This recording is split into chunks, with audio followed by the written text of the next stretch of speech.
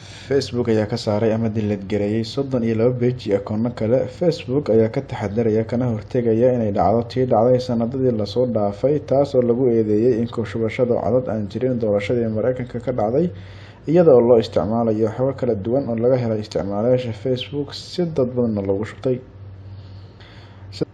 Facebook ayaa wada juhdi ku aadan inuu soo saaro barnaamij ay ku tartami karaan dadka isticmaala Facebook iyaga oo isticmaalaya qaab muuqaal ah, sidoo kalena ay ku tartami karaan heesaha kala duwan ay qaadeen fanaaniinta iyo muuqaalka ay doonaan. Kuma xirna oo kaliya heeso. Dhinaca kale, Facebook ayaa u muuqda mid tartan la geli doona shirkad dhawaan soo baxday oo laga magacaabo music.com, taas oo soo bandhigto tartano kala duwan iyo xujooyin.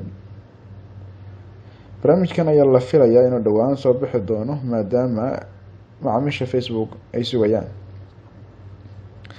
Facebook ayaa soo saaray barnaamij cusub oo ugu magac daray maamulidda waqtiga Facebook.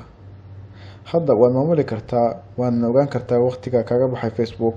1 bisha 8 2018 Facebook ayaa soo saaray barnaamijkan cusub ay ugu magac dartay waqtiga Facebook ama Your Time on Facebook.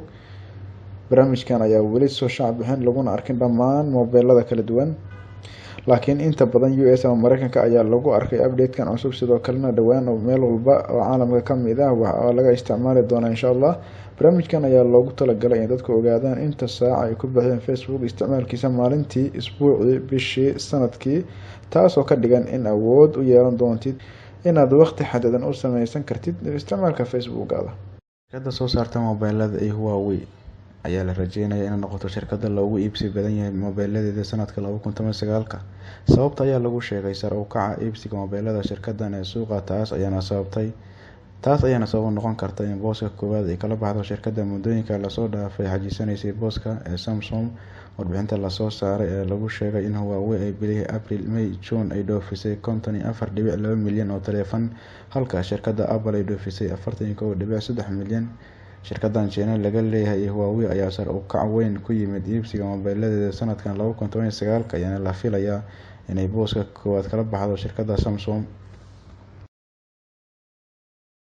Apple ayaa noqotay shirkaddii ugu horeysay ee ganacsi ee laga leeyahay gudaha Mareykanka oo dhaqaalaheedu gaaray 1 trilyan. Apple ayaa kaga guuleysatay tartankan shirkadaha waaweyn sida Amazon, Alphabet iyo Microsoft.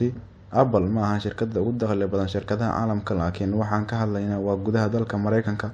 Sidoo kale, shirkadda PetroChina ayaa 2007 gaartay 1 trilyan. Caqabado suuq xumo oo soo wajahay ay sababtay in hoos u dhaco dhaqdhaqaaqa suuqa. Sidoo kale, shirkadda Saudi Aramco ayaa iyadana ku faanaysa dakhli ka badan oo gaaraya 1.5 trilyan, taas oo boqolkiiba 50 dheer shirkadda Apple. Laakiin ogow, Apple inay tahay shirkadda ugu horeysay ee laga leeyahay gudaha dalka Mareykanka oo gaartay heerkan. Sidoo kale, waa shirkaddii ugu horeysay ee dhinaca tiknoolajiyadda ee gaartay dakhli dhan 1 trilyan. Sidoo kale, Cook ayaa u diray warqado mahadcelin shaqaalaha shirkadda oo tiradoodu kor u dhaafaysay 120,000, waxaana ku dhiirigeliyay inay shaqadooda halka ka sii wadaan. Facebook ayaa joojiyay ama ka xanibay macaamiishiisa inay FB kusoo xawilaan ama kusoo shargarayaan warbixino ay ku qoreen ama ay ku daabaceen bartooda Twitter-ka. Warbixintan ayaa imaaneysa kadib hadal ka soo yeeray madaxa la tacaamulka shirkadaha ee ganacsiyadu kala dhexeeyaan ee Facebook. Waxa uuna yiri, laga bilaabo hadda macaamiisha Twitter fasax uma haystaan inay warbixinadii ay Twitter ku daabaceen kusoo shargarayaan Facebook. Facebook ayaa taxadar weyn muujinaya maadaama uu kasoo kabsanayo dhacdadii hareysay sanadadii ayna soo dhaafnay oo xitaa maxkamad la isla gaaray.